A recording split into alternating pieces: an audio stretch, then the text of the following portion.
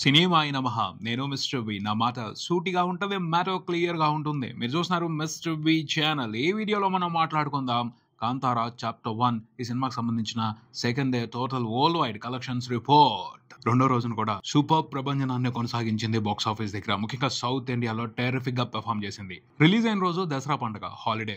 ఆ రోజున సాలిడ్ గా నెంబర్స్ రిపోర్ట్ చేసింది. సేమ్ అదే మాదిరి ఈక్వల్ నెంబర్స్ ని రెండో రోజున కూడా సౌత్ ఇండియా వరకు సినిమా రిపోర్ట్ చేయడం విశేషం. వర్కింగ్ డే అయినప్పటికీ పిల్లలకి సెలవులు అయిపోలేదు కొన్ని చోట్ల, కానీ వర్కింగ్ డేనే.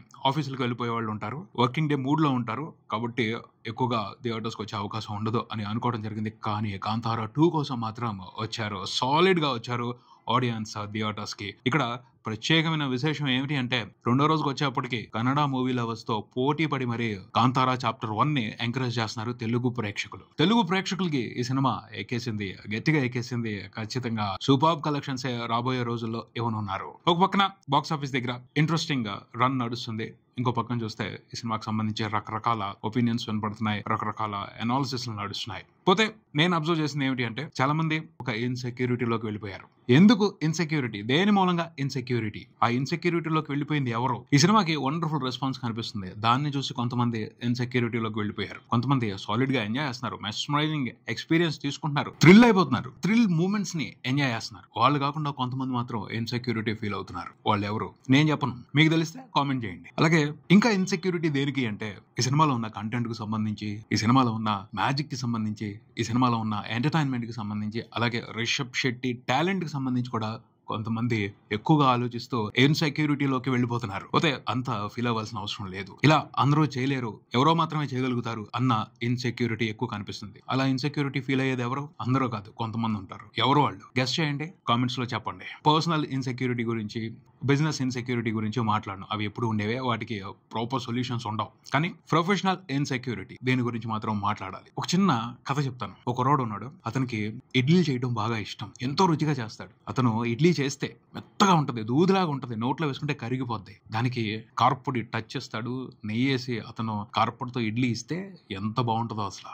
అలాగే చట్నీ స్పెషల్ గా చేస్తాడు, అల్లం చట్నీ స్పెషల్ గా చేస్తాడు, కొబ్బరి చట్నీతో అతను ఇడ్లీలు పెట్టాడు అంటే ఆహా ఏమన్నా ఉంటుందా అసలు. సో తన టాలెంట్ అర్థమైంది, దాన్ని మార్కెట్ లోకి తీసుకురావాలి, ఒక అవుట్లెట్ పెడదాం అనుకున్నాడు. బయటకు వచ్చి చూశాడు, తను ఎక్కడైతే మార్కెట్ చేయాలి అనుకున్నాడో తన ఇడ్లీల్ని, అక్కడికి వెళ్ళి చూస్తే అక్కడ ఓ జాతర నడుస్తుంది. ఏంటా జాతర అని వెళ్ళి చూశాడు. జాతర కాదు ఇది, ఓ హోటల్ దగ్గర జనాలు ఎగబడిపోతున్నారు. ఏం తింటున్నారు అని వెళ్ళి చూశాడు. చపాతీలు, కర్రీ, చపాతీతో పాటు రకరకాల కర్రీలు ఇస్తున్నారు వాళ్ళు. ఓ దానికోసం ఎగబడుతున్నారు. ఎందుకు ఇలా ఎగబడుతున్నారు అని వెళ్ళి తిన్నాడు. నచ్చింది, చాలా బాగుంది అది. అబ్బా ఇంత టేస్ట్ అసలు మనం ఇంతమంది ఎక్కడో చూడలేదు, ఎవరో చేయర్రా ఇలాగా అని ఫిక్స్ అయిపోయి ఇలాంటి చోట మన ఇడ్లీలు పెడితే ఎవరు తింటాడు, మనం కూడా వాళ్ళలాగా చపాతీలు చేద్దాం, ఆ కర్రీలు చేద్దాం అని రూట్ మార్చుకున్నాడు, మనసు మార్చుకున్నాడు. అలా చపాతీలు చేయడానికి, కర్రీ చేయడానికి నానా తిప్పలు పడ్డాడు. ఎంత ట్రై చేసినా అవి రాలా, ఆ టేస్ట్ మ్యాచ్ చేయలేకపోయాడు. ఒక డిప్రెషన్ లోకి వెళ్ళిపోయాడు. మనం చేయలేము, ఇది మన టాలెంట్ కాదు అనేసి ఎక్కువగా ఫీల్ అయిపోతూ అసలు ఏమీ చేయకుండా ఖాళీగా ఉండిపోయాడు. ఇది ఉండకూడని ఇన్సెక్యూరిటీ, అది కాదు అతను చేయాల్సింది. అతను ఎందుకు వెళ్ళాడు? ఇడ్లీ అవుట్లెట్ పెట్టడం కోసం వెళ్ళాడు. దాని గురించి ఆలోచించాలి కానీ అక్కడ చపాతీలు తింటున్నారని దాని మీద మోజు పెంచుకుని అది చేస్తే బిజినెస్ ఎక్కువ వస్తుందని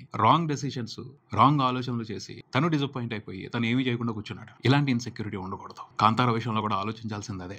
మనకేం తెలుసు, మనం ఏ విషయానికి సంబంధించి టాలెంటెడ్, దాని మీద ఫోకస్ చేయాలి. అంతేగాని కాంతారా బాగా చూసేస్తున్నారు, ఆ మాదిరి కంటెంట్ మనం చేద్దాం, అలాంటి సినిమా మనం చేసేద్దామని రాంగ్ అజంప్షన్స్ లోకి వెళ్ళకూడదు. కాంతారాకు సంబంధించి ఎవరైనా సరే ఇన్ఫ్లుయెన్స్ అవ్వకూడదు, ఇన్స్పిరేషన్ తీసుకోవాలి. ఎందుకంటే రిషబ్ శెట్టి లాగా ఎవరు చేయలేరు. అది అతని కథ, అతను చెప్పాలనుకున్న కథ, అతను మాత్రమే చెప్పగలిగిన కథ. అలాంటి కథలు, అలాంటి నేపథ్యాలు, అలాంటి హిస్టరీ, అలాంటి అద్భుతమైన విశేషాలు ప్రతి మనిషి జీవితంలోనూ ఉంటాయి. వాటిని తెలుసుకోండి, వాటి గురించి గొప్పగా రీసెర్చ్ చేయాలి.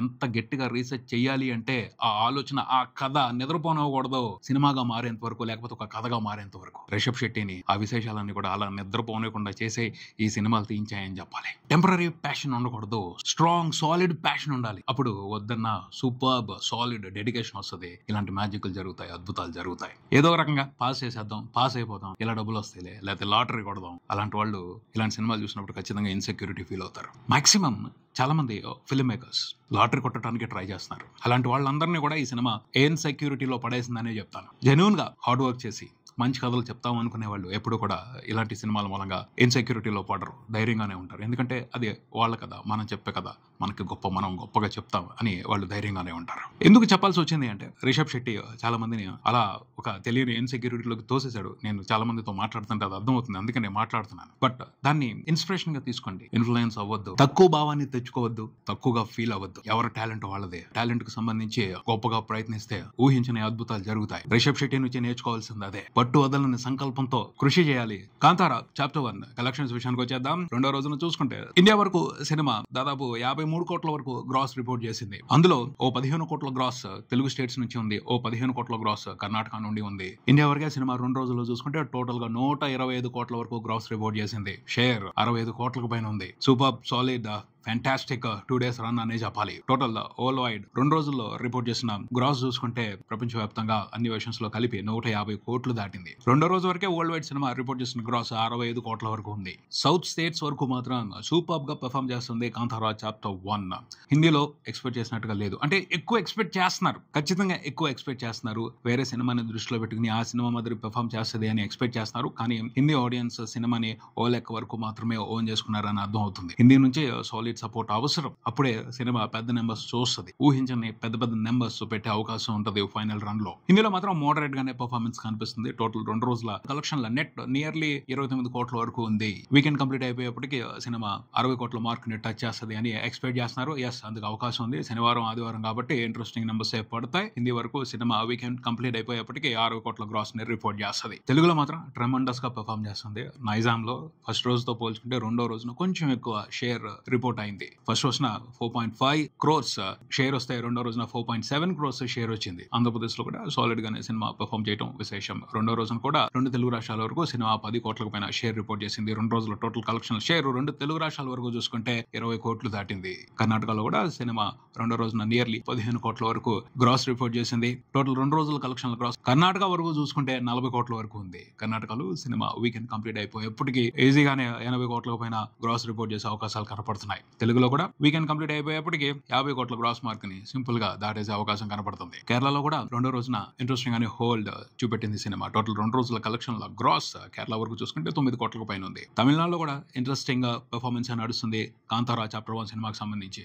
రెండో రోజున సినిమా 4 కోట్లకు పైన గ్రాస్ రిపోర్ట్ చేసింది తమిళనాడు వరకు. టోటల్ 2 రోజుల కలెక్షన్ గ్రాస్ తమిళనాడు వరకు చూసుకుంటే 10 కోట్లకు పైనే ఉంది. ఫ్యాంటాస్టిక్ గా పెర్ఫామ్ చేస్తుంది సౌత్ ఇండియన్ స్టేట్స్ అన్నింటిలో కూడాను కాంతారా చాప్టర్ 1. కాంతారా మొదటి సినిమానే లాంగ్ రన్ లో 400 కోట్లకు పైన గ్రాస్ రిపోర్ట్ చేసింది అన్ని వెర్షన్స్ లో కలిపి. ఈ చాప్టర్ 1 ఫస్ట్ వీకెండ్ లోనే ఆ నెంబర్ ని దాటేస్తుంది అని అనుకున్నారు. పోతే అది సాధ్యమయ్యే మ్యాటర్ లా కనపడతలేదు. ఫస్ట్ వీకెండ్ కంప్లీట్ అయిపోయేప్పటికి 250 కోట్లకు పైన గ్రాస్ అని చూసే పరిస్థితి అయితే కనపడుతుంది. కన్ఫామ్ గా 500 కోట్ల మార్క్ అయితే టచ్ చేస్తుంది. అంతకు మించి ఎక్స్పెక్ట్ చేస్తున్నారు, అంతకు మించి పెద్ద నెంబర్స్ ఎక్స్పెక్ట్ చేస్తున్నారు.